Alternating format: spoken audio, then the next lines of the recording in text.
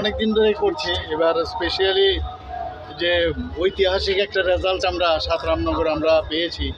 আমাদের মেয়র সাহেবকে আমরা ভারতীয় জনতা পার্টির তরফ থেকে ওনাকে ক্যান্ডিডেট করেছিলাম। আপনারা সবাই জানেন বিপুল ভোটে উনি জয়ী হয়েছেন, একটা রেকর্ড। তো সেই রেকর্ডকে আমরা থামাতে চাইনি। আমরা ভাবলাম যে বৃষ্টি হোক আর যাই হোক আমরা এখানে বিজয় উৎসব করব এবং সেই উপলক্ষে এখানে আসা। এবং সারা ভারতবর্ষের মধ্যে এই রেজাল্ট নিয়ে মানে সাংঘাতিকভাবে আমরা প্রশংসিত এবং সবাই মানে ধন্য করছে। এর জন্য আমি মনে করি আমাদের যে দীপক মজুমদার মহোদয়ের আজকের এই যে বিজয় উৎসব, সেটা সত্যিই আমাদের একটা বাড়তি একটা পাওনা।